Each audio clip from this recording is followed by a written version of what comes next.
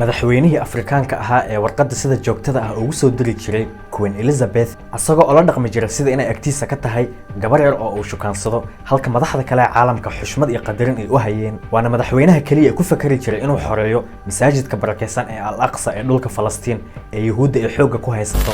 Hitler and all the German people knew that the Israelis are not people who work in the interest of the people of the world.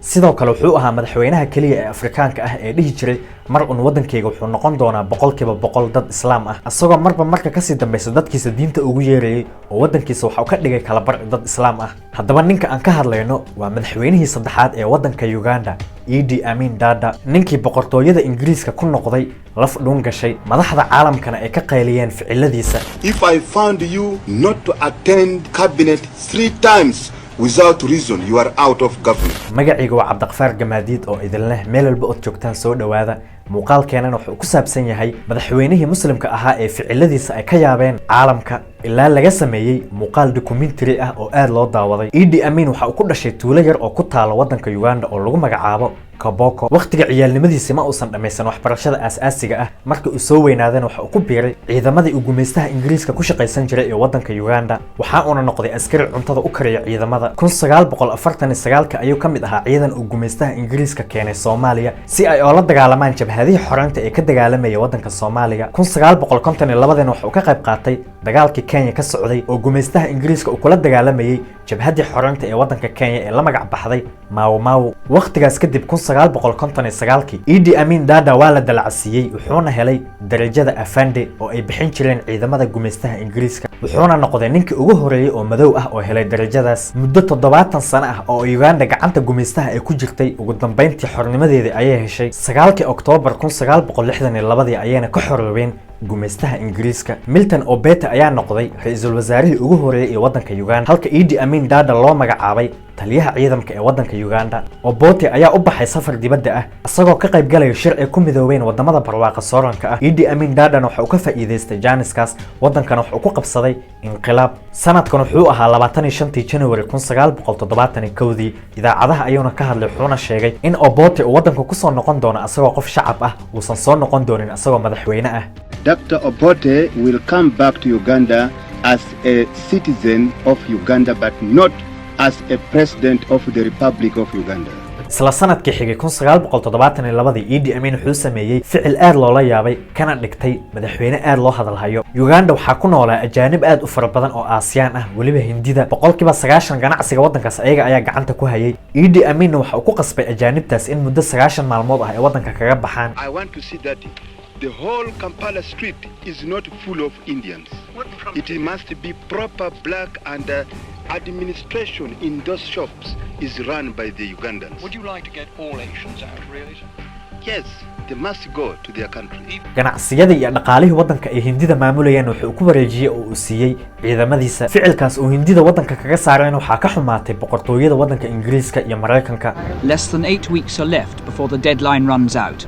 8 weeks in which, according to General Amin, 65,000 Asians must leave Uganda. Mareykanka ayaa cunaqabateen saaray wadanka Uganda. Idi Amin asagoo cunaqabateentaas Mareykanka uu saaray ka jawaabay wuxuu sheegay in madaxweynaha Mareykanka ay isugu soo baxaan feer oo labadooda feertamaan qofkii feerkaas looga adkaadana uu guuldareysan doono. Idi Amin asagoo yasaya boqortooyada wadanka Ingiriiska ayaa wuxuu sameyn jiray warqado jecel ay u qori jiray Queen Elizabeth waliba asagoo oo la dhaqmayo gabar yar oo uu shukaansanayo oo markaas soo xirigelinayo. sidoo kale Idi Amin wuxuu aad u nacbaa Yahuudda wuxuuna mar walba dhihi jiray waxaan xoreynayaa masaajidka barakeysan ee Al-Aqsa ee dhulka Falastiin. ciidan aad u fara badan ayuu sameeyay oo uu tababar ugu bilaabay wadanka Uganda asagoo dhihi jiray waxaad xoreynaysan dhulka Falastiin jihad ayaana aadaynaa waliba asagoo sheegay in ciidanka uu hogaamin doono.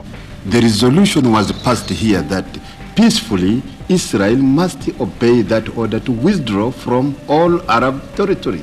Idi Amin wuxuu saaxiib dhow la ahaa madaxweynihii Soomaaliya Jaalasiyaad Barre dadka Soomaalidana aad ayuu u jeclaa waliba wuxuu ku jeclaa islaamnimadooda wuxuuna dhihi jiray waa wadanka kaliya Afrikaanka ah ee dadkooda boqolkiiba boqol ee muslim yihiin anigana Uganda waxaan ka dhigayaa boqolkiiba boqol dad muslimiin ah. heshiiskii muqdisho ee martigelisay ee u dhexeeyay Uganda iyo Tanzania 7 Oktoobar 1972 dowladda waddanka Tanzania waxay martigelisay jabhad la magac baxday Jabhadda Badbaadada Qaranka waxaana waagaas hogaaminayay madaxweynaha hadda waddanka Uganda joogo Yoweri Museveni.